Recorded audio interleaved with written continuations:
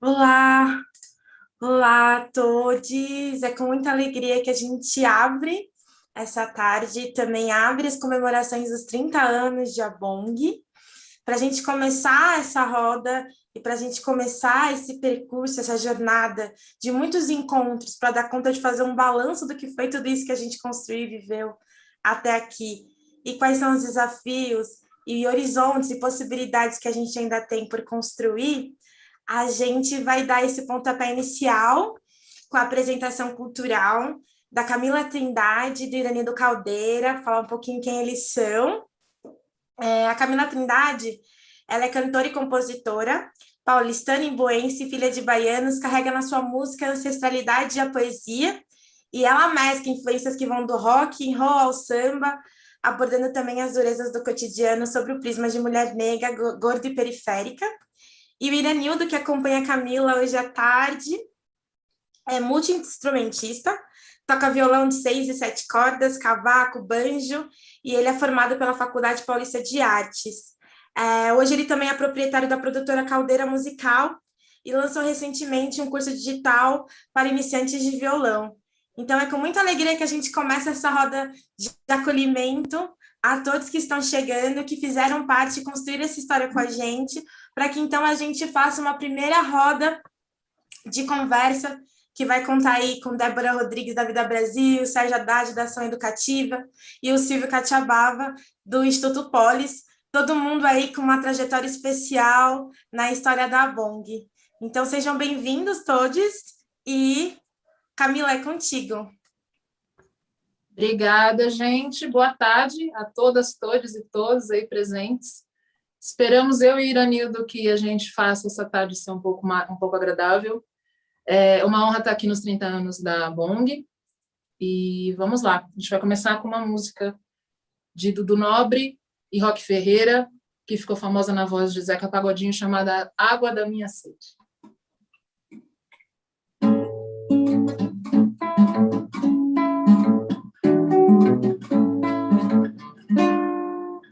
Eu preciso do seu amor, paixão forte me domina. Agora que começou, não sei mais como termina. Água da minha sede, bebo da sua fonte. Sou peixe na sua rede, pôr do sol no seu horizonte. Quando você sambou na roda, fiquei a fim de te namorar. O amor tem essa história, se bate já quer entrar, se entra não quer sair, ninguém sabe explicar. O meu amor é passarinheiro, ele só quer passarinhar. Seu beijo é um alçapão, seu abraço é uma gaiola que prende meu coração, que nem moda de viola na gandaia. Fruto do seu amor me pegou na gandaia, sua renda me rodou. Foi a gira, foi canjira que me enfeitiçou. Apaixonado, preciso do seu amor na gandaia. Fruto do seu amor me pegou na gandaia, sua renda me rodou. Foi a gira, foi canjira que me enfeitiçou. Apaixonado, preciso do seu amor. Apaixonado, preciso do seu amor. Apaixonado, preciso do seu amor.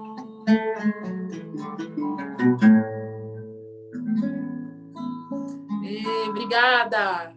As palminhas mudas do novo normal. Vamos lá. Agora eu vou cantar uma música de minha autoria que chama Suposto Engano. Deixa eu só conferir se a cifra está certa aqui. É isso mesmo, né? Tá certo. Suposto Engano fala, infelizmente, de um assunto que atinge a população negra brasileira todos os dias, que é a violência policial. E conta a história de uma mãe que perdeu um filho. Vamos lá.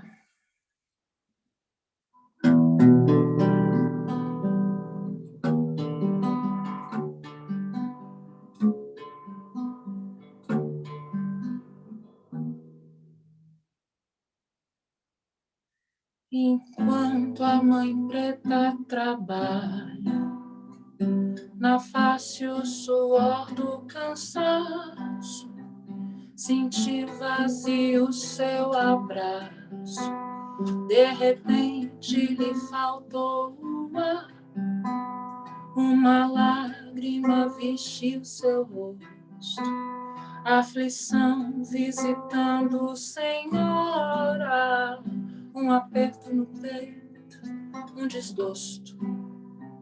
Mãe pressente o amargo do agora, fez-se nó no seu coração, largou o prato no chão, queimou o arroz do patrão, correu pra ligar pra João. Que agonia, menino de tudo, tinha ainda 13, ainda era dia, tinha ainda as fezes, futebol, um bocado de sonho, nome e sobrenome, um desejo enorme de viver, RG no bolso, a bala no peito, um corpo franzino, da cor do suspeito, padrão,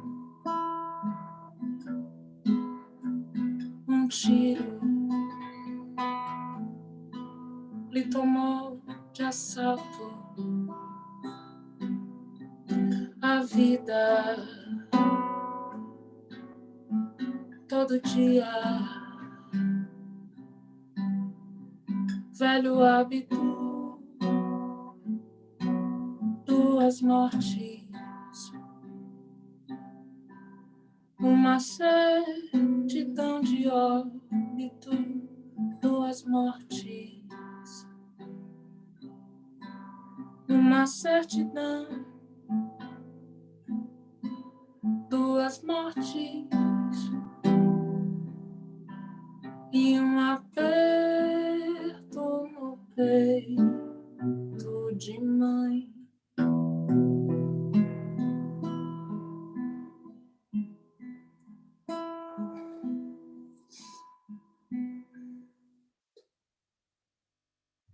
Ai, ai. Essa música é triste, né? E a realidade que a gente vive, infelizmente, também, né? Para além da pandemia, a nossa população ainda enfrenta muitas outras questões que atentam contra a nossa vida. Vou cantar uma música mais feliz agora.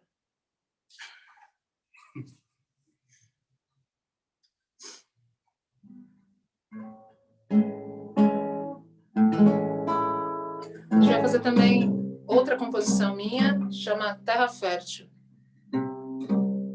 Vamos lá.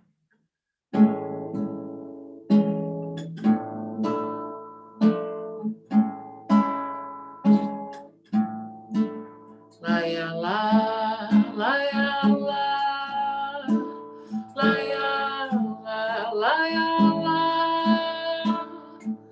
Incerto sei será talvez, a vida se desfez dos nós que o amor não deu. Será que o amor morreu ao se livrar de nós e desfazer a paz? O amor que era demais, um delta grande faz, secou.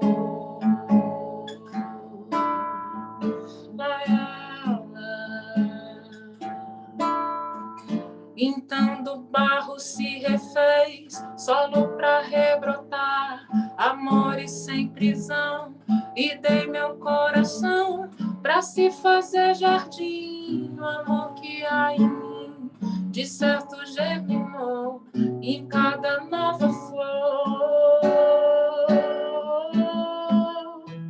brotou. Lá, lá, lá. Incerto sei, será talvez a vida se desfez dos nós que o amor não deu. Será que o amor morreu ao se livrar de nós e desfazer a paz? O amor que era demais, um delta grande foz, secou.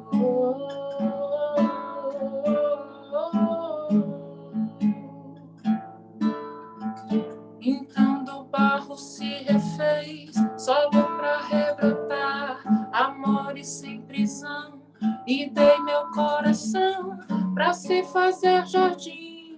O amor que há em mim de certo germinou em cada nova flor,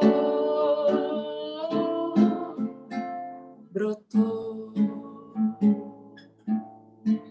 Lá,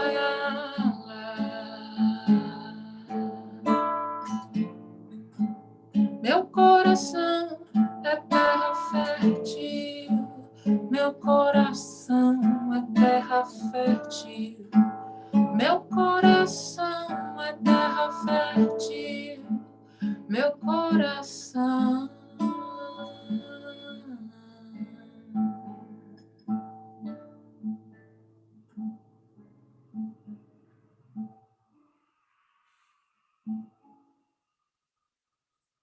Isso. Super obrigada, Camila. Estava aqui nas palminhas no mudo. Sou fã, sou suspeita e queria te agradecer demais, na verdade, por todo esse momento de acolhida. As suas composições são belíssimas. Recomendo demais que vocês procurem Camila. Hoje também conheci aqui o Iranildo. É muito importante a gente valorizar a nossa produção cultural, né? Nossa produção cultural periférica preta. Então, agradeço demais, Camila, pela abertura. E Iranildo também, espero encontrá-los em outras oportunidades, viu? Muito obrigada. Obrigada, Julie. Obrigada, Bong. Quem quiser saber mais sobre o meu trabalho, você pode me seguir nas redes sociais. Camila Trindade Oficial no Instagram, Camila Trindade Cantora no YouTube. Eu lancei recentemente o meu primeiro single solo, chama Canção Pro Chum, está em todas as plataformas, então quem quiser ouvir. É isso. Obrigada, gente. Bom encontro para vocês. Obrigada, Camila. Obrigada, Iranildo. Até breve. Obrigado. Então, vamos nós, né? Para quem chegou agora, não pode estar nesse comecinho, a ideia hoje é que a gente abra um ciclo de comemorações, um pouco também a ideia de fazer um balanço dessas 3 décadas de histórias da Abong, né? 3 décadas de história da Abong, e a proposta é que hoje seja o primeiro encontro de muitos, assim, em que a gente vai reunir pessoas que fizeram parte dessa história, que construíram junto com a gente, né, o que a gente conhece como sociedade civil organizada no Brasil. A ABONG tem tido um papel fundamental no fortalecimento das organizações do campo de defesa e promoção de direitos humanos, tem sido uma escola para muitos de nós, inclusive para mim. Então, é com muita honra e muita alegria que eu estou aqui abrindo esse ciclo também junto de vocês. E eu adoro ouvir histórias, eu adoro conhecer um pouco como foi pavimentado o caminho para que eu pudesse estar caminhando agora. E aí, a ideia agora seria a gente começar com o Sérgio Haddad, da nossa ação educativa, somos parceiros aí de instituição. E o Sérgio esteve na história da ABONG desde o início, foi ex-presidente da ABONG, e a ideia é que ele retome um pouco para a gente, um pouco dessas 3 décadas, né? Tem aí, acho que a gente tem umas 3 horas para você contar toda essa história, mentira, mas se a gente puder relembrar um pouquinho e saber de onde a gente partiu, o que a gente conquistou, até para a gente poder refletir quais são os desafios futuros e quais são as nossas potências, né? Para seguir caminhando é sempre, sempre importante. Então, Sérgio, começa para a gente hoje. Obrigada por estar aqui, viu? Obrigado, Julie. Eu que agradeço. Cumprimentar aqui a Débora, o Silvio e as pessoas que estão participando pelo YouTube ou pelos canais da Brom. Agradeço muito o convite da BONG, sempre um prazer poder contribuir com essa associação que é de todos nós, né? E aqui, as pessoas aqui presentes, cada um tem ajudado a construir um pouco essa associação, né?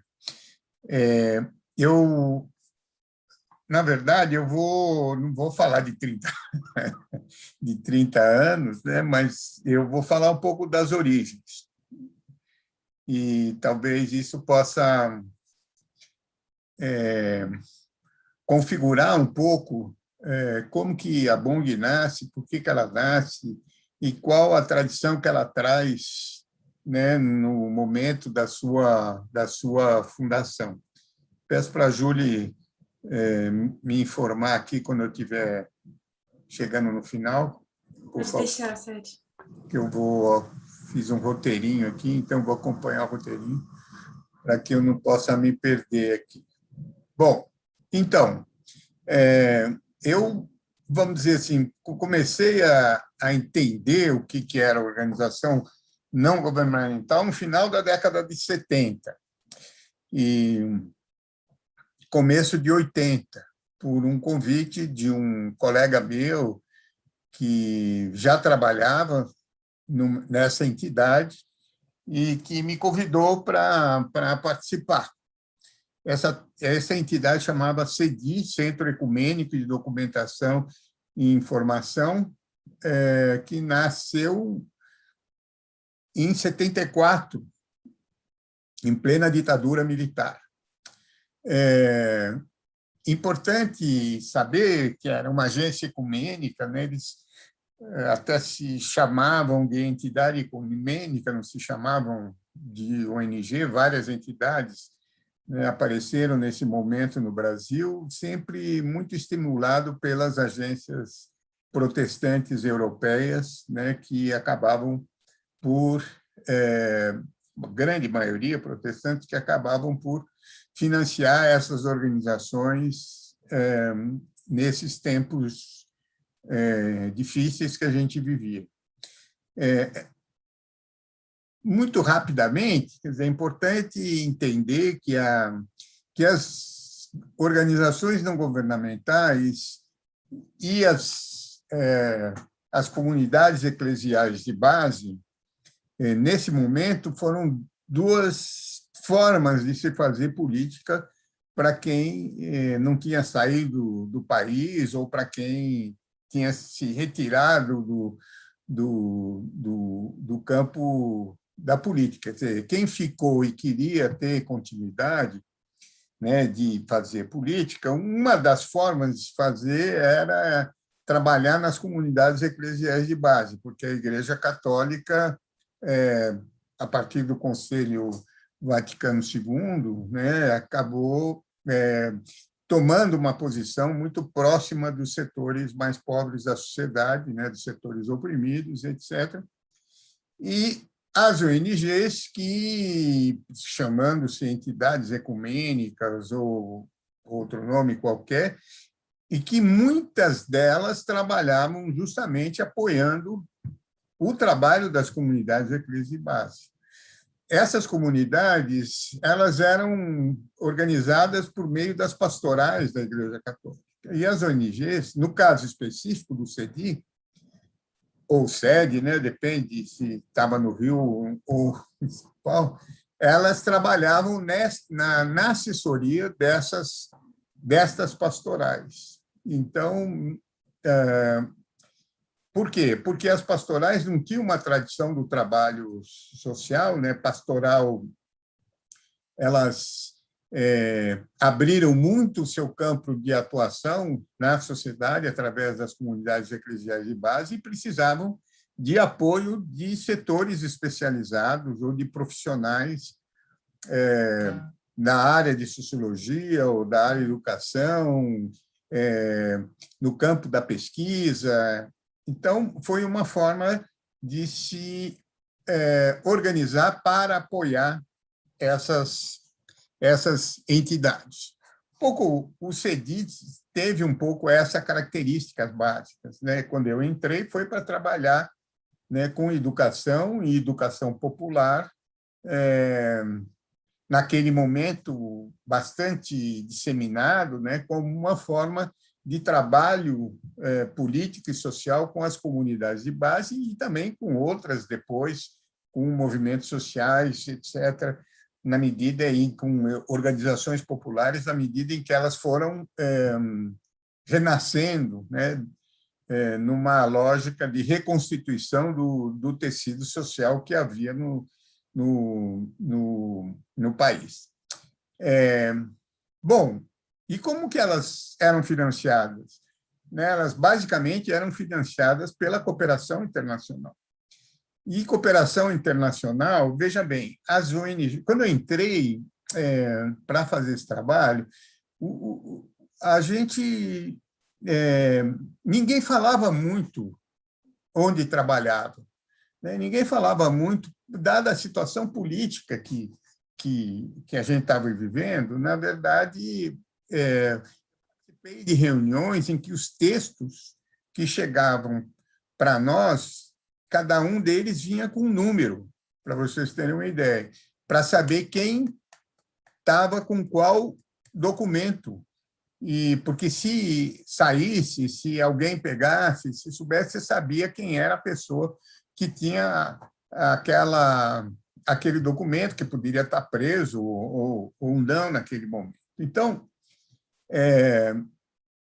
mas como que a cooperação internacional chega para apoiar essas organizações? Muito diferente do que ocorre hoje, né? É muito diferente, né? Hoje nós estamos cheios de indicadores, de resultados. Hoje nós faz projetos, os projetos são cada vez mais complexos, a forma de prestação de contas são muito mais complexas. Naquele momento, a cooperação internacional era uma cooperação voltada à solidariedade. A solidariedade com os países, né, de uma maneira geral. Então, é verdade que, vamos dizer, o início da cooperação internacional ela se dá no plano econômico, né, mas ela tem raízes também na filantropia já desde o século XIX, né, com a formação da Cruz Vermelha, e depois por dois movimentos importantes, né, a Segunda Guerra e a Primeira Guerra, que criam organizações de atendimento, de assistência, né, àqueles que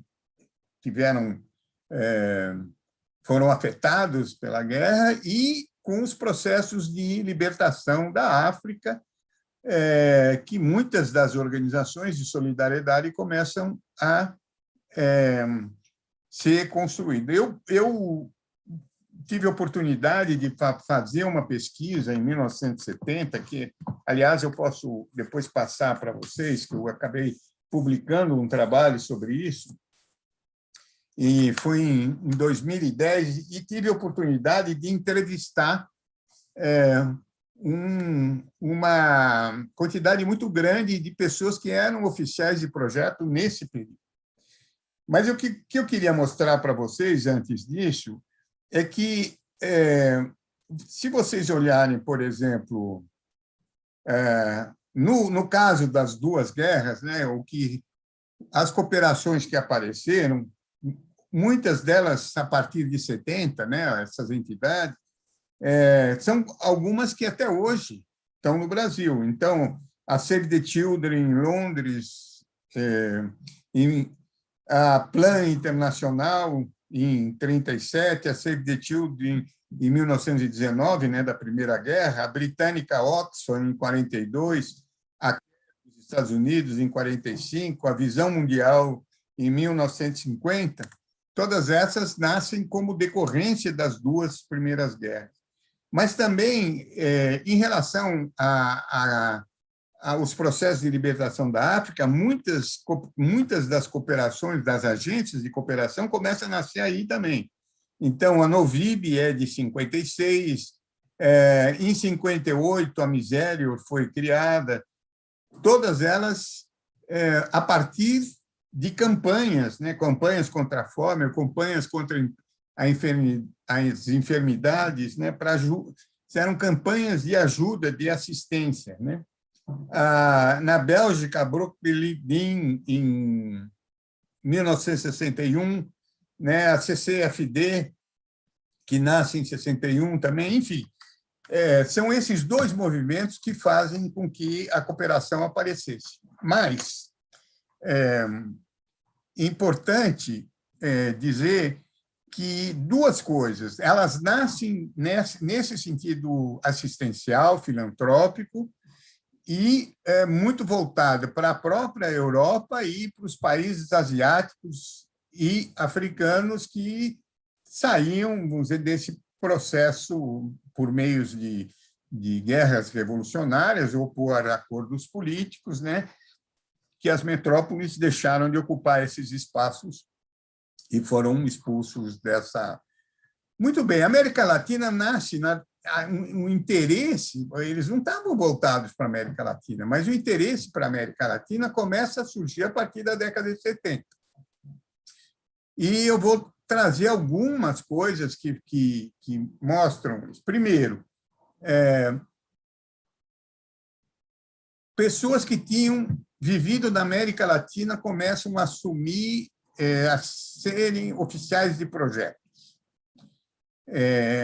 nessas agências.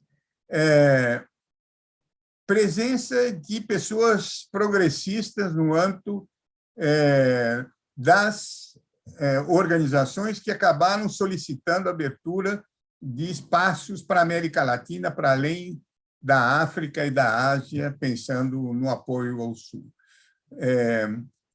A ajuda, a filantropia foi gradativamente sendo substituída pelo conceito de desenvolvimento, ajuda ao desenvolvimento. A situação das ditaduras militares da América Latina, que acabaram por também criar um olhar por parte da Europa em relação a essa situação, e no contexto da Guerra Fria também, né, de fazer com que, vamos dizer, o Ocidente tivesse presença nesses países da América Latina, como todos sabem, né, para confrontar com relação a situações já que começaram a aparecer em Cuba e outros processos revolucionários que as ditaduras acabaram por romper, né? Também por pessoas que estavam exiladas, principalmente na Alemanha, na Bélgica e na Holanda, que pressionaram muito, vamos dizer, esses países para que eles abrissem um campo de apoio à América Latina. Bom, lembrando que o trabalho que, como eu falei antes, das ONGs e das comunidades, elas estavam calcadas muito em relação à educação popular. E processos educativos junto a setores populares, processos educativos visando a organização de setores populares, processos educativos voltados à emancipação de setores populares, e quem trabalha com educação popular sabe claramente, né, que a presença do pensamento do Paulo Freire é muito marcado nessa época.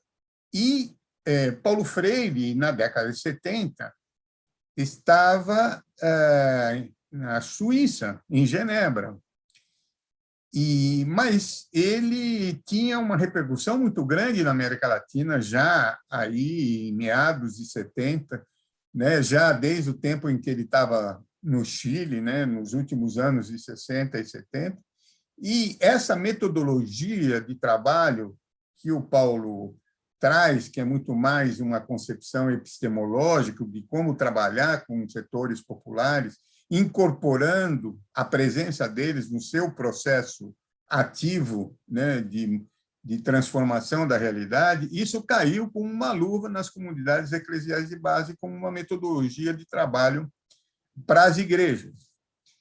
Bom, então, Paulo Freire, na Europa, influía essas agências de cooperação, porque ele não só fazia seminários com exilados que estavam ali presentes, como também ele recebia grande parte dos interesses desta cooperação em relação ao financiamento que haveria por parte dessas agências às entidades da América Latina. Paulo Freire viajou vários países na Europa enquanto ele estava lá e acabou sendo convidado por muitas dessas organizações, nesses quase 20 oficiais de projetos que eu entrevistei, né, da Bélgica, Bélgica, basicamente Bélgica, Holanda, Alemanha e França, né, essas 4. Em todas elas, o nome Paulo Freire marcou muito o modelo de apoio ou o modelo de apoio a projetos para lá, basicamente, a maioria delas voltadas à educação popular. Bom, eu já estou aqui avançando no meu tempo. Tinha mais uma razão da presença dessas igrejas no Brasil, ou da cooperação dessas igrejas no Brasil, que eram todo o processo de imigração de europeus para o Sul, europeus que vinham das igrejas protestantes, uma grande parte, no caso do Brasil, né, no Sul, mas também para outros países, e, portanto, as igrejas acompanhavam, como muitos me disseram, seus rebanhos, né?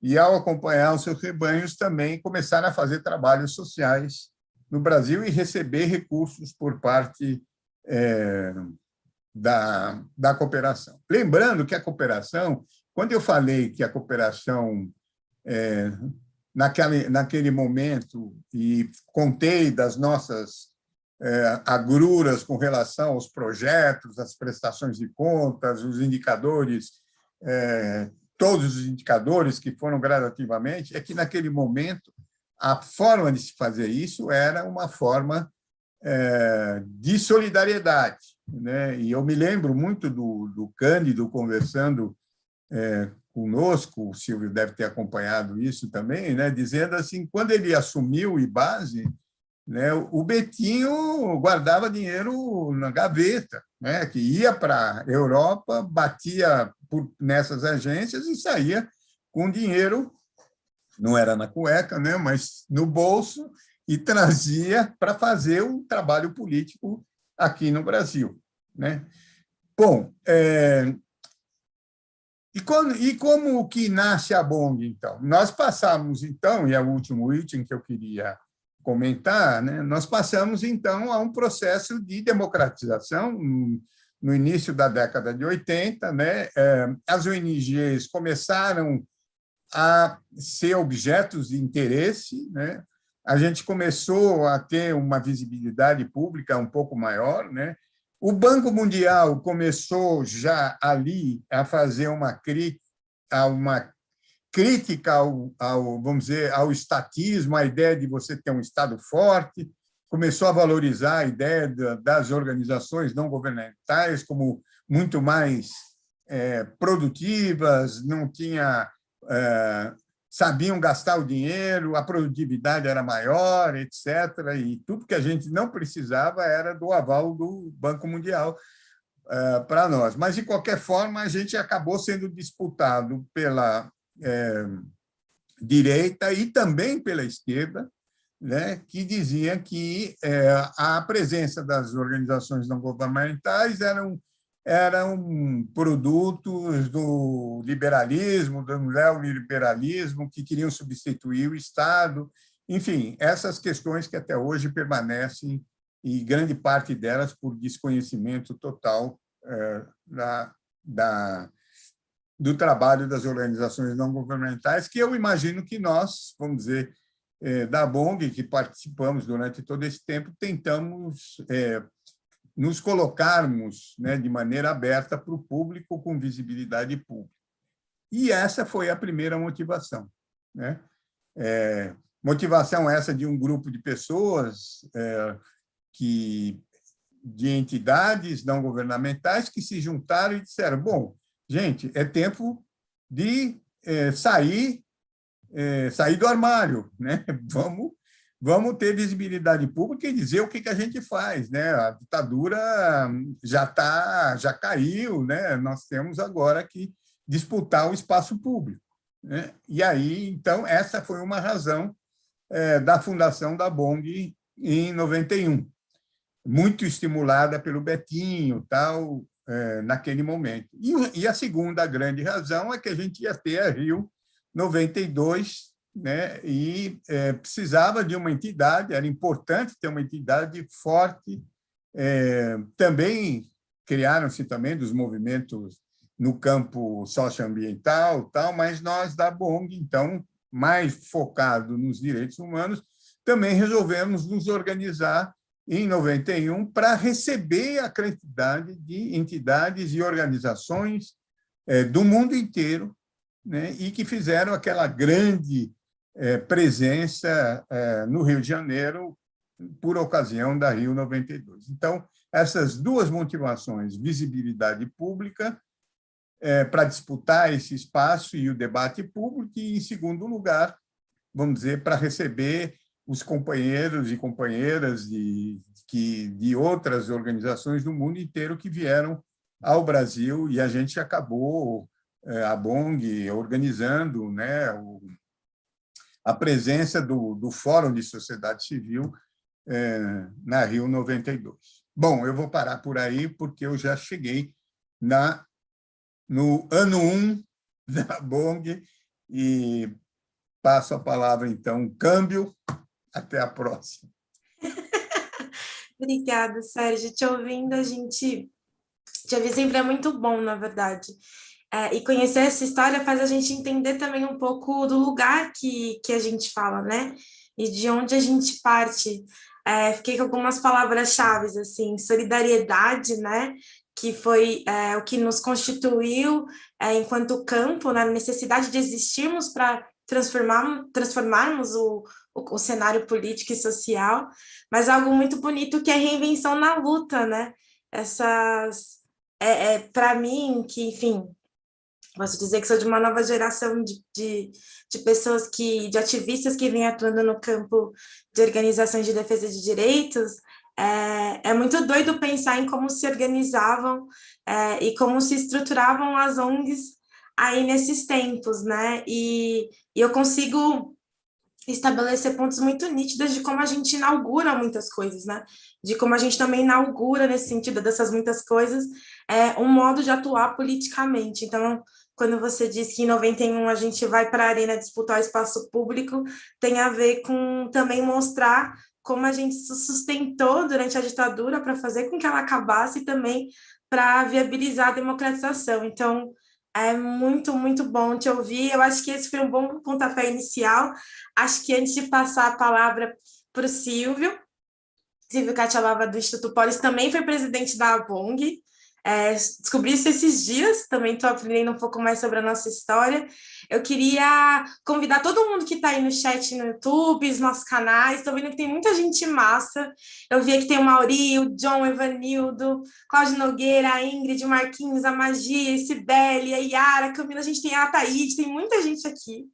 Algumas organizações, como a Casa da Cultura da Baixada Fluminense, o Centro de Direitos Humanos Maria da Graça Braz, a FLD, a ELO, a PAD, SESI, a Cessoar, o CAMP, Movimento de Adolescentes e Crianças, enfim, somos muitos, estamos no Brasil inteiro, somos diversos, então eu queria agradecer a todo mundo que está acompanhando no chat. Escrevam seus comentários, enviem suas perguntas. Aqui, durante a troca, eu também vou tentando sempre acompanhar aí como é que estão os comentários online e tentando dividir um pouco. Essa roda é nossa. É muito importante que vocês participem também. E aí, o Silvio, assim como o Sérgio deu conta da proeza de dar conta de 30 anos em 15 minutos, tem um pouquinho do quase o mesmo desafio de, olhando para essa história, de onde a gente parte, tentar fazer a gente contribuir, né, com a nossa compreensão de como esse contexto atual, como nesse contexto atual a gente segue existindo, né, a gente segue resistindo. Então, queria te ouvir um pouco, Silvio, obrigada também pela presença. Acho que seu microfone está mudo. Vamos ver agora. Pronto, abri. Aê, obrigado. Primeiro, agradecer você, Júlia, agradecer o convite, a oportunidade de estar junto com vocês, saudar a Débora, o Sérgio, a Patrícia, o Franklin, todos nós que estamos juntos aqui, partilhando esse momento, né? Aqueles que você mencionou agora, muitos deles que eu conheço também de longa data, né? É uma alegria estar aqui, é uma alegria participar dessa comemoração e ver a importância que a ABONG continua tendo, acho que até mais do que tinha antes, nos dias de hoje, né? E isso é uma construção. Eu queria falar um pouco dessa construção, porque eu acho que o crescimento, o surgimento e o crescimento da ABONG estão muito imbricados na luta pela democracia no Brasil, né? Nos seus diversos momentos, né? E retomando, então, um pouco da fala do Sérgio, que eu achei muito boa, né? Eu acho que a gente precisava marcar que, no começo da ABONG, a ABONG é criada em 1991, né? Nós estamos no governo Collor, né? Num início de um neoliberalismo que vai atravessar o governo Fernando Henrique, vai chegar até os dias de hoje, né?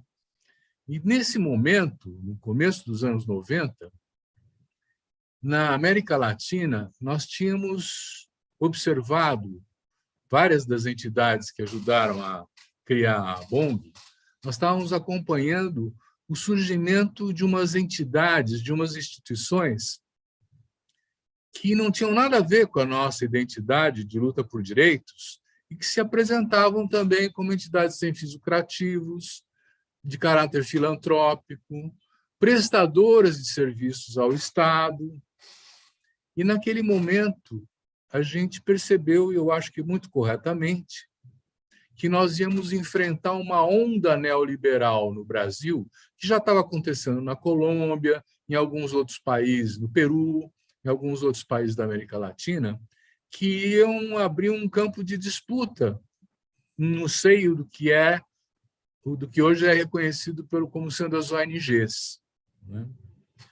É importante dizer que, antes do nome ONG, que pasteurizou tudo, era a Cefúria, por exemplo, Centro de Formação Irmã Araújo, não é? Era ação educativa, dizendo educação, o que você faz? Era um POLIS, Instituto de Estudos, Formação e Assessoria em Políticas Sociais. Quer dizer, a gente se definia não pelo que a gente não é, não governamental, a gente se definia pelo que a gente é, pelo que a gente faz, pelo compromisso que a gente tem, né? Então, em 91, a partir de um seminário que reuniu um conjunto de ONGs comprometidas com os direitos, eu costumo identificar esse grupo como grupos de cidadãos que se organizam na defesa de direitos, né? Essas são as nossas ONGs, né? Nós resolvemos criar uma associação para manter o compromisso e dar articulação para as entidades que estavam apostando na transformação social e na luta por direitos, né? E aí nasce a ABONG com essa cara. Tanto é que hoje nós continuamos tendo 200 e poucas associadas. Nós não ampliamos enormemente, vamos dizer assim, o nosso universo, ainda que as ONGs hoje em dia sejam muitas, né? Mas aí começa, então, uma disputa de significados. Por exemplo, esse conceito do terceiro setor que veio se difundindo, na verdade, não tem nada a ver com a gente. Nós acabamos tendo que aceitá-lo porque era uma denominação que se alastrou e se tornou hegemônica. Mas o terceiro setor é uma visão de mercado, é uma visão de prestação de serviço, é uma visão, vamos dizer assim, despolitizada, né? Assistencial. E a ABONG, ela atravessou esse primeiro período até o fim do milênio, até 2002, com a eleição do Lula, né? Nesse enfrentamento com o neoliberalismo, né? E no fortalecimento das iniciativas de base da sociedade, como bem afirmou o Sérgio, né? Quer dizer, a transformação da sociedade era entendida como sendo uma construção de baixo para cima, a partir dos movimentos sociais, a partir das oposições sindicais metalúrgicas e outras que se formaram no período e que vão dar no sindicalismo combativo, vão dar na ABONG, nas suas associadas, vão dar em movimentos fortes como o MST, que vão constituindo, vamos dizer assim, uma força social e política que vai acabar se expressando nas eleições nas eleições de 2001 e elegendo em 2002 o Lula, né? Quer dizer, não foi uma construção do PT. O PT já em si também é uma construção desse processo todo de articulação de base na sociedade, que tem as comunidades eclesiais de base como uma referência muito importante, nas raízes dos bairros, não é? Quer dizer, na sua rua, no seu bairro, na sua quadra, tinha gente militando, fazendo a pesquisa do custo de vida, lutando por transporte público, por creche, por escola, na periferia. Quer dizer, tinha uma vida, e ainda tem, né, que foi o espaço em que as ONGs do nosso campo se articularam e prestaram a sua contribuição para a construção desses novos atores coletivos que vão se expressar nas eleições do Lula e do PT. Então, esse primeiro momento é um primeiro momento de enfrentamento do autoritarismo, é um primeiro momento que conta com a solidariedade internacional, porque havia muita violação de direitos humanos no Brasil, né? Quer dizer, e que os próprios militantes das organizações de esquerda brasileira que estavam na clandestinidade, que tiveram que se refugiar no exterior, também ajudaram a construir, ao participarem nas agências de cooperação, como apontou muito bem o Sérgio, né, da construção de políticas que apoiavam a resistência democrática e a luta pela cidadania no Brasil. Aí nós tivemos um período, que é o período dos governos do PT, né, onde muita gente acreditou que ganhamos o campo político, popular e democrático, portanto, estamos lá e não precisamos fazer muita coisa a mais, eles já estão lá, né? E foi um tremendo problema, né? Porque as formas de participação que os governos do PT abriram eram muito mais consultivas do que deliberativas, né? Para dentro do governo foram muitas lideranças sociais. Eu acho que tem que ser assim mesmo, com um governo de cara popular e democrática, mas houve uma fragilização dos movimentos, né, e das próprias ONGs nesse período, né, porque muitos dos seus quadros foram parar nos governos municipais, estaduais, nacional, né. A cooperação passou a entender que nós tínhamos um momento já democrático e, portanto, aquele apoio e a solidariedade inicial não tinham mais tanto sentido, porque nós poderíamos caminhar com as nossas próprias pernas no Brasil, construindo, junto com o governo popular e democrático, um Brasil melhor, transformado, mais equitativo, mais justo. E aí nós tivemos essa primeira inflexão no nosso financiamento, né? A cooperação internacional se reduziu bastante, né? E as ONGs do nosso campo acabaram também se envolvendo em projetos colaborativos com os governos em suas diferentes instâncias. Eram consultorias, eram assessorias, eram processos de formação, coisas assim, né? E durante esse tempo, a ABONG foi se constituindo como um interlocutor importante, representando esse conjunto de ONGs que luta pelos direitos, né? Nós tivemos participando nas conferências, nas conferências da cidade, nas conferências do meio ambiente, nas conferências no Conselho de Desenvolvimento Econômico e Social. O Sérgio esteve lá representando a BONG, né? E nos espaços participativos, né? O que eu acho que nós temos como desafio no aprendizado desse período, né, é que participamos muito olhando para cima, participamos pouco olhando para a base, né? Então, essa relação de participação ela foi problemática no sentido de que os movimentos sociais, as próprias ONGs, os coletivos, as associações, né, perderam um pouco da sua autonomia, perderam um pouco da sua capacidade disruptiva de romper, de criticar, de enfrentar, um pouco como uma espécie de solidariedade.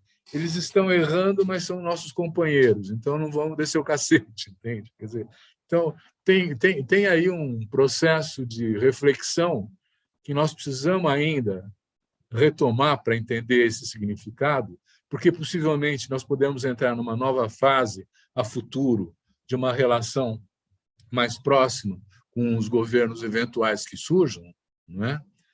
Mas eu vejo essa parte como uma parte de fortalecimento institucional da BONG, do maior reconhecimento, do convite para ela integrar outras articulações maiores políticas da sociedade, uma espécie de, vamos dizer assim, maioridade, né? Quer dizer, chegamos a nos constituir como um ator maduro, político, identificado pela sociedade no seu perfil de luta pela democracia, de luta pelos direitos, não é? E com uma capilaridade e uma presença nacional, não é? Que nos destacava entre outras organizações. Eu agora vou chegar a esse período nosso, não é? Quer dizer, que é um período de enormes desafios, né? Ainda falta um balanço sobre como nós terminamos o período de governos populares e democráticos. Mas o fato de estarmos vivendo hoje, né, depois do golpe de 2016, que depois a presidente Dilma, já há 5 anos, né, de um inferno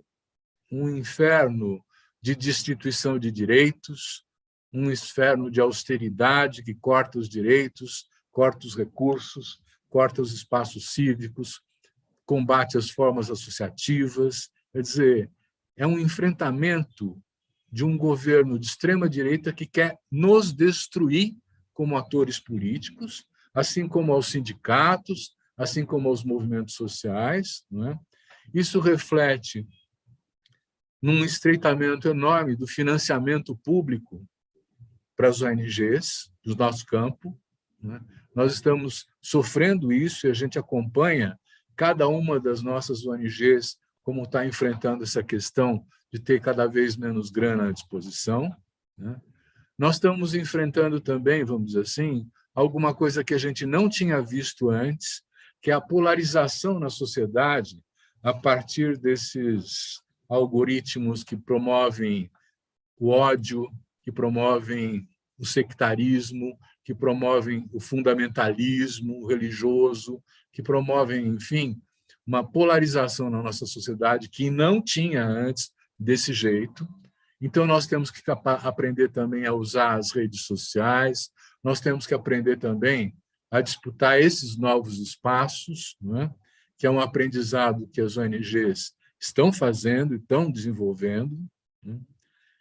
E nós estamos num período em que a crise social, o desemprego, a fome, a pandemia, nos obrigam a prestar um tipo de solidariedade, nos mobilizam, nos convocam para isso, não é? Que é uma solidariedade humana, que é uma solidariedade que vai resultar nas campanhas das cestas básicas para atender quem tem fome, que vai resultar na mobilização voluntária de apoio, vamos dizer assim, às iniciativas de combate à Covid, de buscar, vamos dizer assim, melhores condições para enfrentar um momento muito adverso. Nesse momento muito adverso, há também experiências de resistência que são muito importantes. Resistências que vão construindo novos atores políticos. Nós não tínhamos, nos anos passados, um movimento negro tão forte quanto nós temos hoje. A Coalizão Negra por Direitos, né? E, inclusive, Júlio, todo o trabalho que a Ação Educativa, o Polis e outras organizações estão fazendo, ligados ao desenvolvimento das lideranças jovens, dos movimentos feministas negros, né, da luta contra o racismo. Então, estão surgindo também novas pautas, né, que são essas pautas do meio ambiente, cada vez mais forte, pela destruição que o Brasil está sendo vítima, né, da questão das discriminações com a mulher, com o negro, com os grupos LGBTQI+, enfim, quer dizer, uma pauta de costumes e de comportamento que está ganhando centralidade na política, né? Não é porque seja uma questão secundária, é que a desigualdade se funda na discriminação. Quer dizer, por que a mulher ganha menos que o homem? Por que o negro ganha menos que o branco? Enfim, quer dizer, essas discriminações é que dão a margem para que a desigualdade se aprofunde.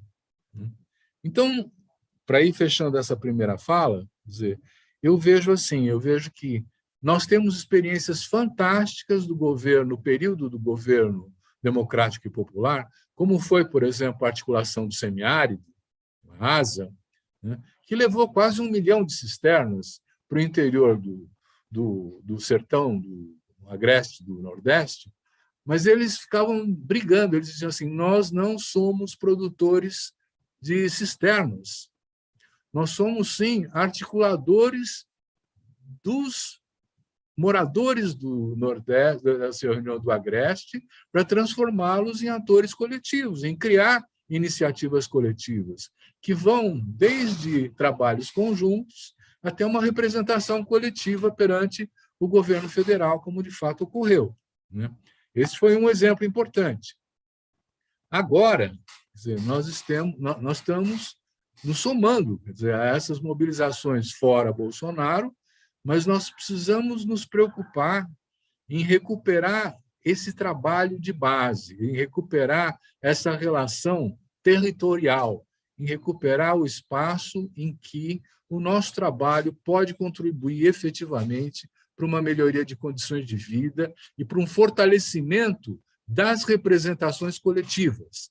Nós não podemos ter uma sociedade civil do nosso campo fraca para enfrentar um neoliberalismo feroz que quer nos espoliar em todos os sentidos da vida. Então, o desafio, eu vejo que é, vamos dizer assim, aprofundar a nossa qualificação como a ABONG, né? Trazer para dentro da ABONG a agenda das mobilizações sociais, né? E, através das nossas associadas, né, ir nos solidarizando e nos articulando em rede no território, né, para enfrentar esse momento difícil e abrir uma nova quadra, um novo cenário que eu acredito que a Débora vai pintar com algumas cores melhores do que as que eu estou trazendo na análise desse momento, né? Então, eu quero agradecer, é uma fala curta, mas é justamente para poder ver se a gente vai fazer um debate sobre isso depois. Sim, vamos sim. Obrigada, Silvio. Fazendo essa passadinha também, todo mundo que está online aqui. Silvio Nazareno Afonso está online, está muito feliz de estar acompanhando o debate, mandando uma saudação para você. E a história de guardar dinheiro na gaveta está gerando polêmica aqui nas redes, viu, Sérgio? Temos testemunhas oculares de que isso aconteceu. O Mauri falando como é que fazia lá no campo, então está bastante animado aqui o debate. Continuem comentando, pessoal, enviem suas perguntas. Débora agora vai compartilhar com a gente, então dá tempo ainda de vocês se inscreverem. Acho que Débora traz, como sempre, né? Sempre também muito bom te ouvir, Débora, porque tem um livro que eu li no começo da faculdade de comunicação, que se chamava Mídia Radical, do John D. Downey, é mega famoso e tal. E tem uma parte que me marcou muito, que ele falava assim, que na indústria cultural, no cinema e tal, a gente já pensou o fim do mundo de um monte de jeito. É onda, é vírus, é não sei o quê, e a gente viveu uma experiência, né? Estamos vivendo a experiência da pandemia que nos colocou diante disso, mas que a gente não é capaz de, por exemplo, pensar o fim do capitalismo, né? Pensar o fim desse modelo de sociedade, dessa forma de organização social. E acho que a partir do que Silvio traz, a gente, essa necessidade, né, de olhar e aprimorar a nossa forma de atuação política e o modo como a gente compreende o que é a humanidade, como é que a gente entende que raça e gênero não são recortes, são fundamentos, como diz a Erika Malunguinho, e como que a gente avança a partir daqui, né? Pode ser os primeiros passos na construção desse novo mundo que a gente sempre quis, né? E que a gente está atuando para construir desde sempre. Então, queria passar a palavra para ti, para a gente pensar em horizontes, possibilidades e continuar trocando sobre os desafios. Obrigada, Dé. Obrigada, Julie. É bom te ver você aqui dividindo isso comigo, porque você é parceira também nessas mudanças. Cumprimentar aqui a Silvio e ao Sérgio, e em nome das que estamos chegando, né, na BONG agora, agradecer o legado que vocês deixaram, né?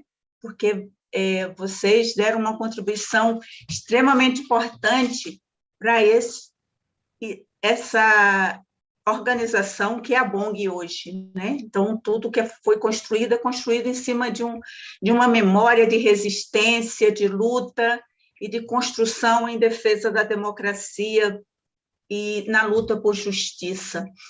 Então, a gente pedir aqui para trazer as questões do futuro, né? Mas o futuro já começou, né? Então, assim, vou voltar um pouquinho antes de eu chegar na BONG, né?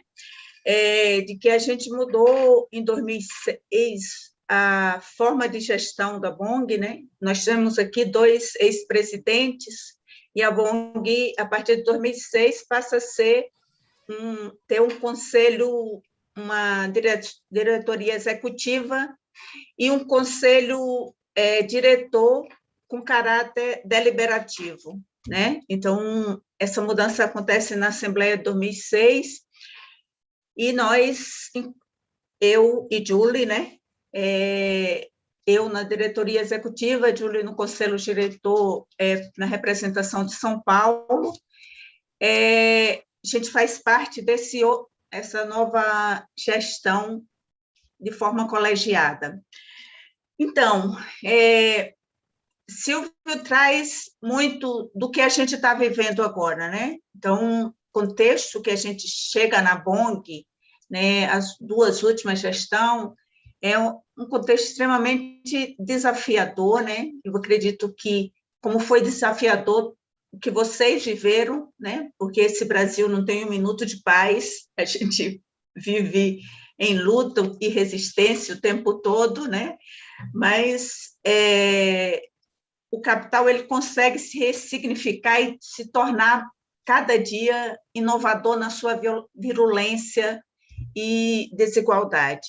Então, o cenário ele traz, aproveitar a fala de Silvio, de que traz pautas que antes a gente não tratava com tanta força, mas que a gente atualmente é desafiado por isso. E aí vou tratar a primeira questão que é a movimentação nas 2 últimas gestões, uma pauta que era antiga, né?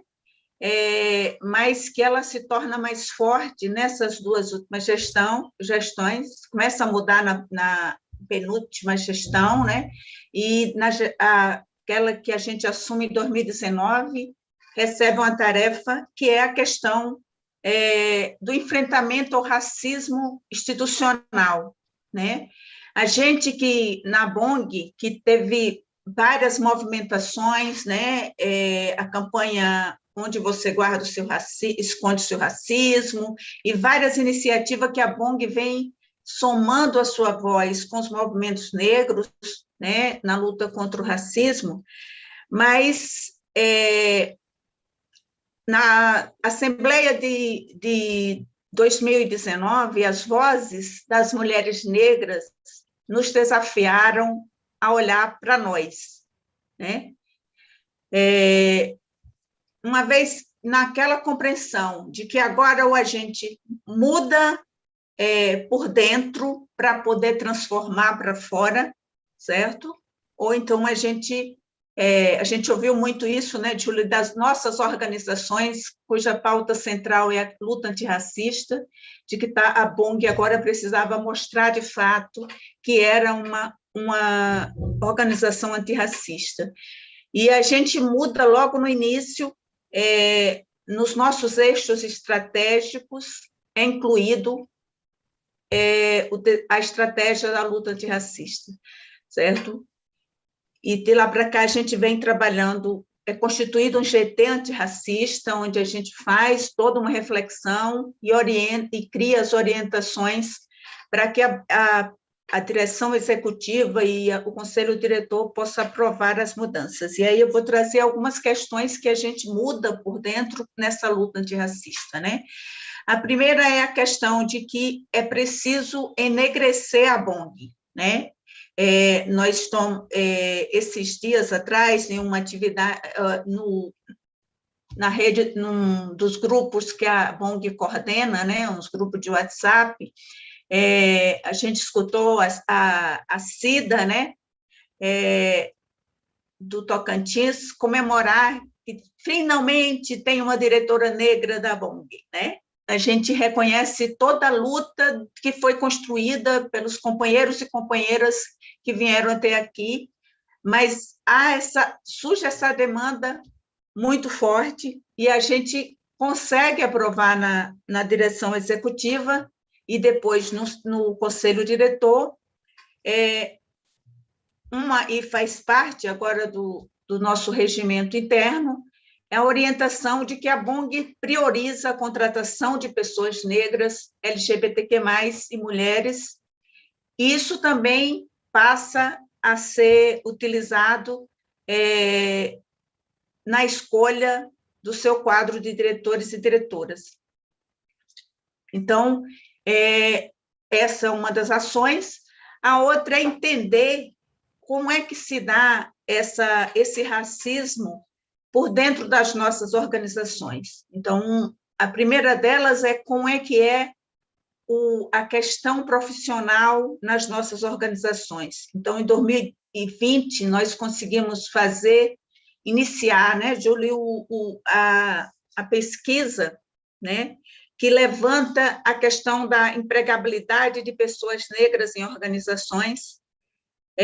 O quadro ele era previsível do primeiro resultado, de que as pessoas negras estão em número menor, muito baixo nos níveis de gestão das nossas organizações.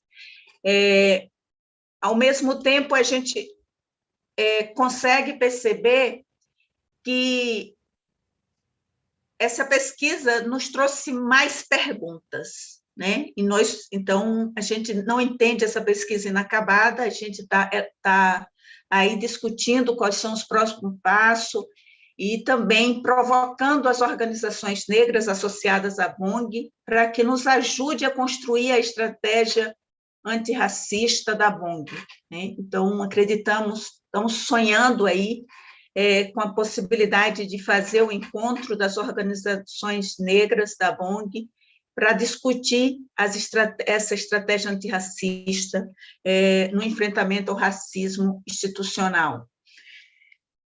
Também estamos trabalhando a luta antirracista, a questão antirracista, a questão antipatriarcal e o enfrentamento à homofobia como eixo estruturante nos nossos processos de formação, certo? Também definimos que, no diálogo com os nossos parceiros, nós precisamos agora estar discutindo a presença negra nas nossas atividades, a fala das pessoas negras nas nossas atividades. Então, essa questão do eixo estruturante da luta de racismo é uma das questões que é um desafio, né? É uma questão muito pequena diante da dívida e da herança escravocrata que a gente carrega, né? Que coloca a hierarquização dos corpos, que a gente precisa caminhar, né? E não se caminha com paz num ambiente desse, né? É um ambiente de conflito, né? Naquilo que Paulo Freire já nos ensinava, né? Que o esperançar é construir, mas o esperançar também é levar adiante, né? Então, quem chega agora, quem está assumindo a gestão da BONG, está com essa tarefa de levar adiante a construção dessa estratégia antirracista da BONG. A outra questão é pensar e sonhar um outro mundo possível, certo? E na construção desse outro mundo possível eu divido em algumas ações que a gente faz, né? A primeira é que a BONG se incorpora e ajuda a construir o Fórum Social Mundial, né? Desde 2001, e a gente tem feito esse debate, essa construção, essa articulação das organizações e movimentos sociais do mundo, né? No enfrentamento ao modelo do capital, com as suas divergências, com as suas semelhanças, com as suas articulações, e, por isso, a BONG se incorpora e assume, desde 2001, essa questão da construção do Fórum Social Mundial. A outra coisa é também construir articulação com outras plataformas nacionais. E respondendo até algumas coisas que Silvio já pontuou, que a gente vem construindo, né? É que a gente está construindo com fóruns. Atualmente, a BONG, na pessoa da nossa diretora Yara, assume a presidência do Fóruns, né? Que é a plataforma, um conjunto de articulação das plataformas nacionais. E também estamos na mesa, né? Que é a plataforma das plataformas nacionais na América Latina, né? Tem eu e Mauri lá acompanhando essa discussão, e diversas outras plataformas. A construção da legislação do novo marco regulatório, e automaticamente também estamos na plataforma Miroski, estamos na plataforma da reforma política. Como o Silvio diz, nos incorporamos aos movimentos na construção do Fora Bolsonaro, e a gente sabe que não é só Fora Bolsonaro, é fora o fascismo, é fora tudo que é construído no entorno dele, porque ele é apenas uma etapa, mas o projeto político que está posto é que nos massacra, nos destrói, e por isso precisamos construir essa luta também nessa articulação. Estamos nos eixos estratégicos, também trazemos a luta contra o machismo, né? Por isso estamos na plataforma contra o aborto, né? E, ao mesmo tempo, também construímos alguns programas que nos ajudam a caminhar na construção desse outro mundo possível, de um bem viver, de uma proposta de bem viver que as mulheres negras levam como bandeira para seguirmos, que é o projeto Novos Paradigmas, que traz as práticas de inovadoras, né? Nós temos um banco de práticas que evidencia as práticas que são construídas nos territórios pelas nossas organizações, pelas comunidades, pelos movimentos sociais. Seja a prática na inovação do modelo de produzir, do novo modelo de produzir, a prática agroecológica, a prática das energias sustentáveis, certo? A prática de a luta na questão da reforma urbana, certo? As práticas da juventude. Então, mostrando aí que esse outro mundo possível, necessário e urgente, ele tem uma matriz já sendo construída na nossa realidade e que precisamos fortalecer, evidenciar e nos articular para que possamos espalhar esses bons ventos por outros lugares. Sérgio chamava a atenção da ASA, que foi aquela que trouxe para o governo Lula a proposta da construção do projeto 1 milhão de cisternas.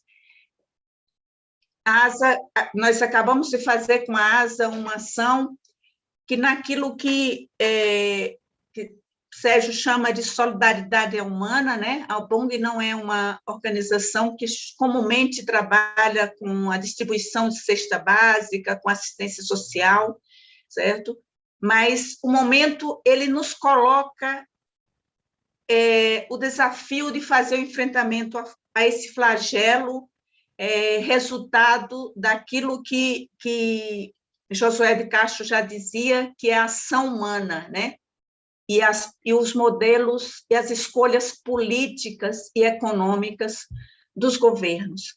Então, o flagelo da fome não dá para ser ignorado, e, nesse sentido, a BONG tem feito algumas ações, e uma delas foi exatamente com a ASA, que, coincidentemente, tem organizações que são da BONG e organizações que são da ASA, as nossas organizações da ASA e a BONG, conseguimos fazer uma movimentação muito bonita, né? Trazendo uma experiência de que não é só dar uma cesta, e essa cesta não pode ser qualquer cesta, essa cesta precisa ver com um projeto político, ela tem que vir com o conceito da agroecologia, da soberania alimentar, o conceito da convivência com o semiárido, por exemplo, já que foi feita com as organizações do Nordeste. Então, são experiências, ações e práticas que a BONG tem colocado e avançado nessa construção desse novo mundo. E assim, a gente vai caminhando. Estou preocupada com o tempo, Julie. 2 minutinhos, Dé. Certo. Então, assim a gente vai fazendo o enfrentamento desse momento que é tão difícil, né, tão desafiador, né?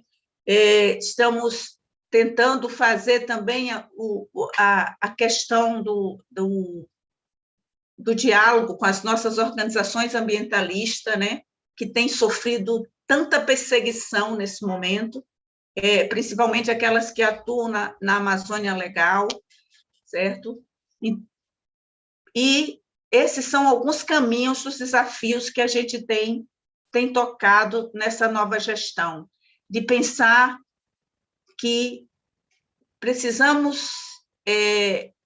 a luta por justiça passa pela construção de um outro mundo, de uma sociedade do bem viver e da construção de novos paradigmas de sociedade, de solidariedade e também de luta.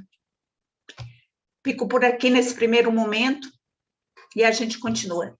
Obrigada, Julie. Débora, muito obrigada.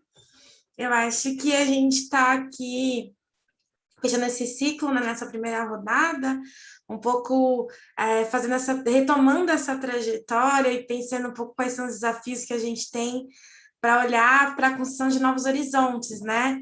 E aí a gente já tem perguntas aqui no nosso chat, como o nosso tempo também ele está se esgotando, eu já vou partir direto para as perguntas, e aí a gente passa para a próxima rodada, antes das nossas considerações finais, tá bom? São perguntas complexas. A gente recebeu aqui do Henrique Frota, do Polis também. Obrigada, Henrique. Ele trouxe que há uma onda, na verdade, de ocupação do nosso campo, do campo da sociedade civil organizada, de associações e fundações de base religiosa e fundamentalista, né? Então, na última eleição do CNDH, ele retoma, teve até o perigo de que todas as vagas pudessem ser tomadas por essas organizações conservadoras. E aí ele pergunta para a gente, na verdade, como é que vocês avaliam isso, né? Essa disputa, ela veio para dentro do nosso campo, e a Yara, ela pede para que vocês três, as duas perguntas são para os três, tá? E aí a gente retoma com o Sérgio, e a Yara, ela parte assim, como vocês três analisam a perspectiva da cooperação do nosso campo? Que estratégias? Como reinventar o sentido solidário que apoiou nosso campo numa conjuntura mais complexa como a que a gente está vivendo agora? Acho que é isso. Sérgio, você pode começar? Tá fácil. Tá muito fácil, não.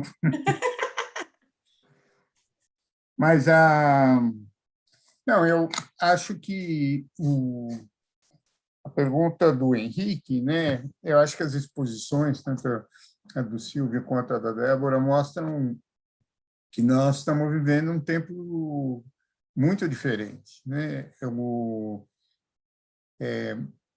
Nós talvez não tivéssemos a constituição de um setor conservador tão organizado como nós temos hoje. Um setor conservador que tem ideologia, né, que tem organização, que tem reação, que ocupa espaço, e isso talvez seja o legado bolsonarista mais difícil que nós vamos ter que enfrentar nos próximos anos. Bolsonaro passa, né? Mas espero, mas vamos dizer, essa frente organizada, conservadora, ela permanece, como está ocorrendo nos Estados Unidos, né? De longo prazo, né? Uma coisa, e o mundo está um pouco assim também, né? Eu acho que se você olha o que vem ocorrendo em relação aos outros países do mundo, né? Há um crescimento da direita organizada muito forte, né? Então, nós vamos ter que saber enfrentar isso. E é verdade, porque estão disputando os espaços que a gente normalmente vinha ocupando, né? Em relação ao que a Yara comenta, eu não sei, sinceramente. A pergunta da Yara é mais difícil, eu diria, de responder, porque a cooperação, e sempre ela se organizou, a cooperação internacional, uma forma que nasceram as organizações não governamentais e que muitas ainda continuam a ter esse apoio, ela nasce numa ideia de, vamos dizer, de solidariedade entre sociedade civil, né? São organizações de sociedade civil internacionais que apoiam organizações de sociedade civil nacionais. Portanto, tendo dinheiro público ou não, essas internacionais, né? Mas, de qualquer forma, passa por essas organizações. E, vamos dizer, o nosso espaço de diálogo é o espaço da cooperação, dessa cooperação de sociedade civil, né? O PAD até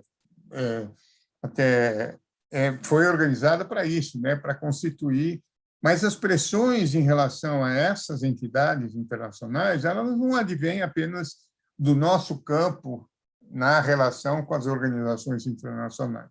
Advém também do público europeu, por exemplo, do público norte-americano, por exemplo, né? Quem teve recursos do IAF, dos Estados Unidos, quando passou por um governo que é uma entidade, vamos dizer, que recebe recursos do Congresso, né? Quando tem uma hegemonia conservadora, você perde recursos. Quando tem uma hegemonia progressista, você obtém recursos.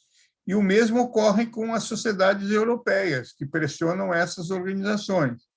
Então, com o crescimento vamos dizer, de setores conservadores, haverá cada vez mais pressão em relação a essas entidades para que elas... E no mundo religioso, inclusive, né? Muitas delas vêm desse mundo religioso. Então, acho que a pergunta é importante, mas eu acho que isso mereceria uma reflexão nossa, né, e que a BONG fica aí como sugestão, né, que a BONG poderia puxar, né, como recuperar a ideia, né, desse campo de solidariedade internacional. A gente constituiu isso, a Débora deu vários exemplos aqui, o Silvio também, né, está inclusive na origem da BONG, né, se a gente pensar que a gente se organizou para nos relacionarmos com a sociedade civil internacional que chegava ao Brasil para Rio 92, né? A gente continuou com isso nas plataformas de ONGs, na relação de diálogo com a cooperação francesa, como a gente já teve, outras vezes, claro, no Fórum Social Mundial, mas são cooperações apoiada muitas vezes com a cooperação internacional financeira, mas é muito mais de natureza política, sem envolvimento de recursos, né? Como é que a gente poderia pensar isso? Acho que é um desafio muito grande que fica aí também como sugestão para a próxima gestão aí da BONG, para a plataforma da BONG. E a experiência da Yara vai ser certamente muito importante. Arrasou, Sérgio. Já estamos saindo aqui o quê? Com uma pauta política, uma agenda de atuação. Gosto assim. Silvio, por favor. O microfone de novo. Vamos ver aqui. Agora sim. É que tem a coordenadora que me muta, então eu tenho que desmutar, né? Você está sendo desafiado. Mas está ótimo. Obrigado, Henrique. Obrigado, Yara, pelas questões. Não são fáceis, eu acho que nós não temos resposta para elas. Mas, por exemplo, o que o Henrique coloca sobre a ocupação do nosso campo por ONGs religiosas, de fato, olha, o que está acontecendo é que há uma mutação na nossa sociedade. Aquilo que era o espaço das comunidades eclesiais de base católicas, de acolhimento das pessoas que precisavam de solidariedade, de trocas, enfim, uma sociabilidade solidária, né? Ela foi sendo substituída pelas igrejas evangélicas neopentecostais nos últimos 10 anos, né? Esse é um processo que independe do mundo das ONGs, né? Isso é o quanto a nossa sociedade foi se afastando dos interesses populares, os nossos governos foram se afastando dos interesses populares, não é? E o quanto as instituições foram dando as costas para a necessidade desses setores. Então, quando você tem uma igreja evangélica, neopentecostal, né, que promove o acolhimento dessas pessoas, né, ela vai crescer na periferia, ela vai se transformar numa referência, ela vai disseminar os seus valores, né? Eu acho que enfrentar isso, Henrique, é, primeiro, fazer com que o Estado assuma a sua laicidade, quer dizer, ele não apoia religiões, né? E o que o governo Bolsonaro está fazendo é repassando recursos para essas igrejas neopentecostais fazerem o seu serviço social, né? Então, o que precisa? Precisa transformar vamos dizer assim, a gestão dos recursos públicos, e aí eu acho que toca um tema que a Yara também está levantando, da cooperação no nosso campo, é garantir a disponibilidade de recursos para projetos de ONGs, para projetos sociais, para apoio a movimentos, né, que sejam independentes, que sejam sem vinculação, seja de ideologia, seja de religião, seja do que seja. Fundos públicos, que você pode acessar a partir de editais, né, e que possa irrigar, vamos dizer assim, essa sociedade que nós vivemos nas suas múltiplas formas de organização que ela vai se dando. Eu lembro, por exemplo, os pontos de cultura, né, que foram uma experiência muito interessante de irrigar na periferia, irrigar na base da sociedade, iniciativas que brotavam, principalmente em meio aos jovens, e que foram constituindo, vamos dizer assim, né, uma densidade e uma importância que é reconhecida hoje como sendo uma das experiências mais ricas de mobilização do conhecimento e da cultura popular, não é? Num processo que é financiado pelo Estado. Aí eu vou, de novo, tratar a questão que a Yara trouxe da cooperação. Yara, você sabe o quanto é complicada essa conversa, né? Mas eu afirmaria que tem dois âmbitos disso. Primeiro, não vejo muita possibilidade de contar expressivamente, na escala que nós precisamos, com a cooperação internacional. Ainda que ela continue existindo, e ela é muito importante, né, ela já não tem a magnitude que tinha antes e está se orientando para as áreas que são prioritárias em termos de emergências humanitárias, que é a África, né, que é o Oriente Médio, e que, de alguma maneira, muda o perfil também da cooperação, né?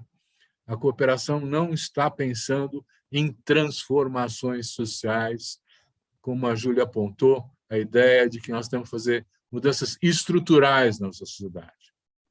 Está pensando em aliviar a pobreza, está pensando em estender a vacina para quem não tem, está pensando em campanhas contra doenças generalizadas, epidemias, enfim, não é?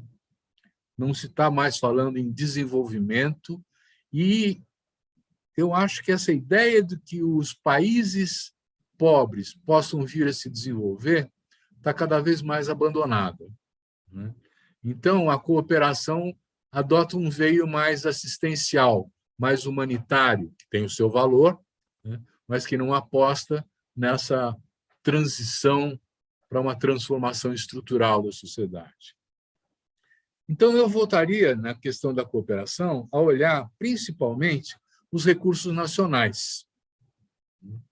Recursos públicos, a partir de editais, como dos pontos de cultura, por exemplo, entende? Que são possíveis de acontecer, né? E recursos buscados na solidariedade das pessoas a uma causa, né? Quer dizer, nós temos experiências que são de um investimento pesado do Greenpeace, da ActionAid Brasil, de outras organizações, para conformar uma carteira de doadores nacionais que possa financiar os projetos. Eu acho que esse também é um veio a se explorar, quer dizer, pensar que o nosso trabalho das ONGs, ela precisa contar com o reconhecimento da sua importância e com a solidariedade das pessoas que se identificam com essas causas, né? De entidades que se identificam com essas causas. Gostaria muito de receber doações, né, de sindicatos, de associações, de coletivos, para poder dinamizar o trabalho que está sendo feito, né? Então, eu vejo que é um grande desafio. Nós não estamos com uma equação para tratar a questão da cooperação em novos termos nos dias de hoje. É apenas incipiente essas iniciativas, Mas você tem um IDEC, você tem, enfim, algumas entidades que conseguiram se estruturar na base de adoção de associados, que contribuem, de campanhas, não é? A própria Ação da Cidadania hoje está fazendo uma campanha de distribuição de cestas básicas da maior importância. E para lá convergem doações daqueles que querem ajudar nessa campanha, que sabem o quanto a fome é uma questão inadiável, né? Então, eu vejo dessas duas formas. Uma, pela mobilização das pessoas que se identificam com as causas, né? E pela adoção por parte do Estado, né, de mecanismos de financiamento público a partir de editais de projetos das ONGs, né, que possam ser acessíveis a todos sem discriminações, né? Eu quero aproveitar, já que é o último momento, né, de agradecer a oportunidade de estar com vocês, né, e dizer que é uma honra participar da ABONG e de todo esse trabalho, vendo ele continuar na pessoa de vocês, assim, com muita satisfação. Obrigado.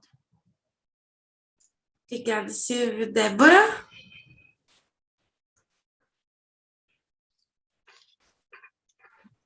Eu ouvi falar de coisa boa, viu?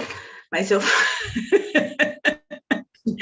vou me desafiar aqui e falar das questões, questão de Henrique, sobre a questão das organizações que estão nas comunidades, e aí concordando muito com a fala de Silvio, né, desse avanço das organizações neopentecostais, né, e agora com o governo Bolsonaro, então, ficou muito fácil, você tem um conjunto de financiamento dessas organizações, seja via os ministérios, mas também via as emendas parlamentares, né? Eles conseguem uma alimentação de recurso, ao mesmo tempo a alimentação de recurso que eles conseguem na mobilização dos fiéis.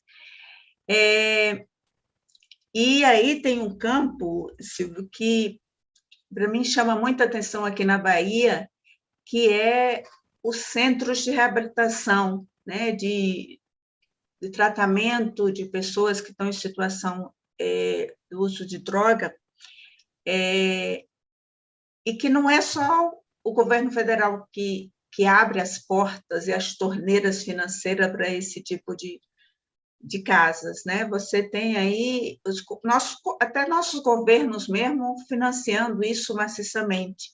Em compensação, você vê na outra mão, né, a proposta do fundo público que a gente faz sempre, né, e é uma das bandeiras da plataforma Miroski, você vê, principalmente agora na pandemia, você vê uma ausência total de editais públicos para as organizações da sociedade civil, certo? Então, ao mesmo tempo que você tem formas de financiamento direcionado mais fácil para esse, sem nenhum uso da aplicação da lei do Miroski, por exemplo, as nossas organizações acabam não conseguindo acessar recursos públicos aí durante o tempo. Isso tem fragilizado muito nossas organizações. Mas, ao mesmo tempo, Henrique, eu acho que tem uma coisa muito bacana, né, que está acontecendo, principalmente nas comunidades urbanas, né, das grandes cidades.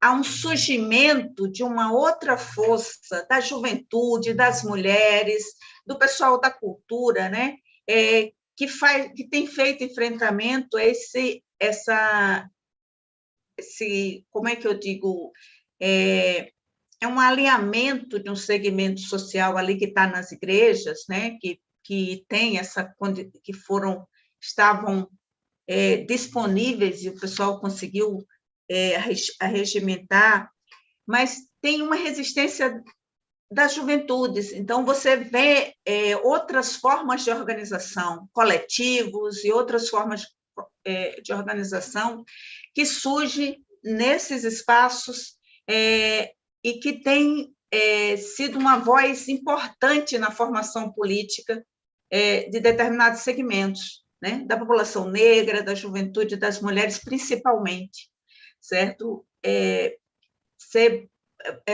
possível a gente ver com muita frequência aí as ações culturais, né?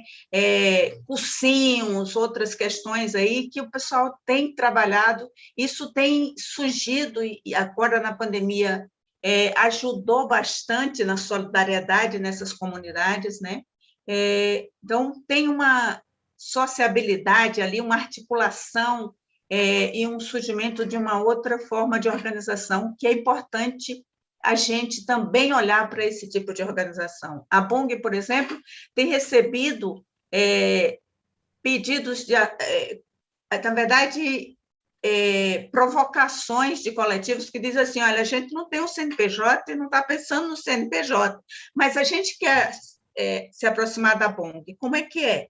Então, esse é um desafio que chegou para a BONG que a gente precisa refletir como é que a gente lida com essa articulação, com esses coletivos que não querem ser uma pessoa jurídica, mas que são constituídos, de fato, enquanto movimentos coletivos atuando nas nossas periferias, nos nossos espaços aqui, e dando o tom na luta de resistência, que é importante a gente observar, se aproximar e dialogar. E aí concordo com você da importância da gente continuar a luta na defesa da criação de um fundo público que possa atender as organizações da sociedade civil, né? E também é um desafio a gente acompanhar legislações que têm surgido no Congresso, né? E a gente tem um Congresso que não é muito, nunca foi, né? Mas ele agora está mais raivoso contra as organizações, as organizações do nosso campo, né? Há 2 meses atrás, a gente viu uma audiência pública para discutir, convocada pela Carla Zambelli, para discutir o financiamento da cooperação internacional com as organizações que atuam na Amazônia, as organizações ambientais, né? Então, eu assisti 5 minutos, porque ia para uma outra reunião, mas o tom era era uma aliança para que as organizações internacionais viessem se apropriar dos territórios ricos da Amazônia, né? Porque, para eles, o importante é que o agronegócio avance sobre as nossas comunidades e os nossos territórios, né? Por isso, eles precisam quebrar a resistência dos quilombos, das terras da população indígena, que estão na resistência nesses processos. E aí, nesse sentido, na cooperação internacional, Yara, você era quem deveria estar aqui explicando a gente isso, né? Mas uma coisa que a gente tem observado é que toda essa conjuntura que acontece no Brasil, ela não é uma coisa só no nosso território, é uma coisa que está acontecendo no mundo, né? E o Brasil é importante para o mundo nesse momento, ou seja, se os fundamentalistas e os fascistas ganham a narrativa aqui no Brasil, é importante para que eles possam se alastrar para a América Latina e para os outros países. Então, as organizações da cooperação internacional também estão sofrendo nos seus países de origem pressões no sentido do não financiamento. E acho que também a gente tem algumas questões anteriores, né? Esse avanço que a gente teve em diversas políticas, a exemplo da questão do Brasil sair do mapa da fome, né, fez com que a cooperação internacional também não tivesse o Brasil como prioridade, né, acabando indo para a África e para as outras áreas que pudesse estar numa concepção de mais vulnerabilidade. Então, eu acho que é desafiante a gente retomar essas articulações, esse diálogo com a cooperação internacional, e, principalmente, quais são as pautas e que quais são as violações de direitos que nós precisamos enfrentar primeiro, porque a gente tem um conjunto de violações de direitos que a gente não consegue nem priorizar, né, de tão forte, né? É o país do feminicídio, do massacre, do extermínio da população negra, é o país que a pandemia é esse desmando que a gente vem, agora que mata idoso, né? Idoso até que pode pagar plano de saúde, porque a gente pensava que estava morrendo só os nossos idosos que eram mais pobres, mas agora a gente tem uma espécie de assassinato por uma classe médica complicada que a gente tem aí, né? Ao mesmo tempo, a gente tem um cenário de um judiciário que transforma a fome em crime, né? Nos últimos tempos, a gente tem visto sentenças judiciais que são desumanas. A gente se afasta cada vez mais de alguns processos da humanidade, nossa condição de humanidade, certo? E aqui expresso a minha solidariedade ao defensor público do Rio Grande do Sul, que se indignou por um promotor ter recorrido de uma sentença para criminalizar pessoas que tinham se apropriado de alimentos vencidos em uma área de descarte de um supermercado. E aí, nesse sentido, é outro desafio, né? Que a gente, esses dias, estava com Maria Emília Pacheco na discussão lá dos novos paradigmas, né? E a gente provocava sobre essa questão do avanço do flagelo da fome, de que a gente precisa... Maria Emília apontava, e eu achei bem bacana essa proposta dela, de que a gente precisa construir uma articulação de plataformas no enfrentamento à questão da fome, que é urgente e necessária. Então, assim, os desafios são muitos, mas a gente está começando o debate dos 30 anos hoje, eu acho que outros vão surgir, né, Júlia? E a gente vai continuar aí com essa tarefa de enfrentamento mais firme na defesa de direito. Isso, para mim, é importante que a BONG, com essa história rica, ela continua forte e atuante na sociedade brasileira. Então, também agradecer aqui a participação, a condução aí sempre brilhante da Julie, né?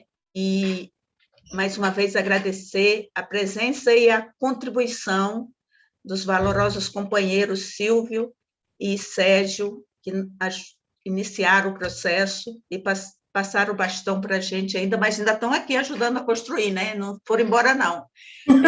Mas deixaram um legado importante aí para a gente. Então, a responsabilidade é grande, os desafios imensos. Obrigada. Sérgio, quer dar uma saudação final? Faltou só você.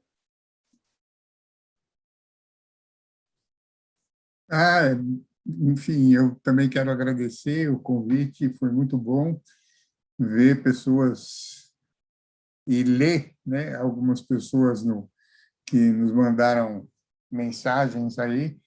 É um prazer enorme. E Júlia e Débora, está na mão de vocês. Conte com os velhinhos aqui para a gente, quando a gente puder ajudar. Enquanto a gente puder ajudar, conte com a gente, porque a BONG é estratégica na sociedade brasileira. E parabéns para quem está levando agora, né, os desafios. Grande abraço. Obrigada, Sérgio. Obrigada. Mais uma coisa, fora Bolsonaro. Sempre. Fora Bolsonaro. Fora Bolsonaro. Obrigada, Silvia, obrigada, Débora, obrigada, Sérgio, obrigada a todos que acompanharam a gente no chat. Foi uma tarde muito gostosa, foram algumas horas dessa tarde muito gostosa, e dizer que, na verdade, esse é só o começo. Então, convidar todos a acompanhar as redes, os canais da ação educativa, olha aí, ó, os vários chapéus, os canais da BONG. Desculpa, a equipe de comunicação está preparando um material muito bacana, a gente tem lançamentos por vir, A ideia é que a gente faça o encontro nacional no início do ano que vem, então muita coisa massa está sendo construída, esse caminho vai continuar a ser trilhado e a gente vai ter outros encontros com outras pessoas muito importantes para a gente nessa história de 30 anos da ABONG. Então é isso, uma boa noite para todo mundo que estava aqui, obrigada, gente, até já.